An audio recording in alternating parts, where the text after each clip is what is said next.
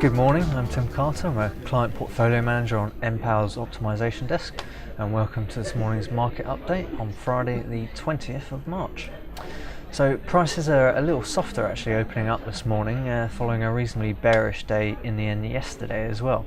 We haven't heard much from the rough storage issues as of yet, so we expect the key drivers of price today to be: number one, the UK gas system is oversupplied thanks to a reduction in demand.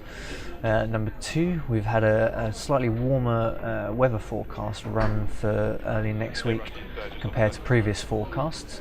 And finally, number three, we've got Russia, Ukraine and the EU sitting down for further talks to hash out a new supply agreement. Those are the main headlines for today. If you'd like any more information, please contact us on the email address provided. Otherwise, continue to watch for a bit more detail. So firstly, looking at the UK gas system, we've got an oversupply situation with line pack forecast to close 14 MCM long. The UKCS flows, particularly into St Fergus, are pretty healthy this morning. That's following a few unplanned outages earlier in the week, causing a few issues. We've got next to nothing withdrawals from storage actually today, with only 6 MCM, but thanks to the reduction in demand coming down to seasonal normal levels of around 250 MCM, we've got that oversupply situation pressuring prices. As I mentioned, we haven't seen much in terms of new news from Centrica investigations into the potential issue there affecting capacity over the winter, but we are hearing that engineers are going to be doing more work over the weekend, and there may be a further announcement on Monday, so we just advise a little bit of caution there moving into the weekend. That's combined with still lower than seasonal normal temperatures at the early part of next week, so there might be a little bit of tightness on the supply side as well, so we could see a bit of pressure early next week. On the power side of things in the UK, the system is very comfortable actually today. Peak margins are forecast over 13 gigawatts.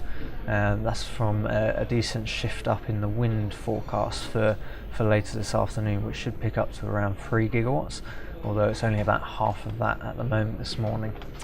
Again, we would exercise a degree of caution moving into next week, as we've got the French interconnector maintenance, we've got a nuclear unit going offline for refueling, and there's also a number of current unplanned outages which could make the peak margins a bit tighter next week.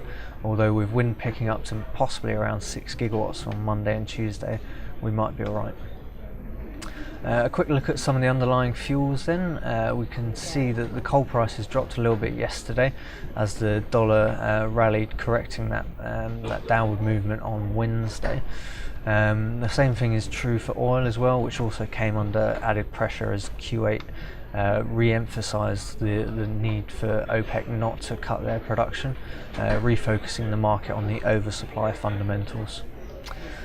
Finally, looking ahead to today's trilateral talks between Russia and Ukraine and the EU officials on their gas supply agreement, we don't expect any major news today because the EU officials have said that they're just looking to set the agenda for continued talks with an objective of making an agreement by June. Up until then, we expect reverse flows from the EU to be able to cater for Ukraine's demand. But the new deal should then run until autumn 2016, when the International Tribunal rules on the current dispute on the long-standing gas supply agreement.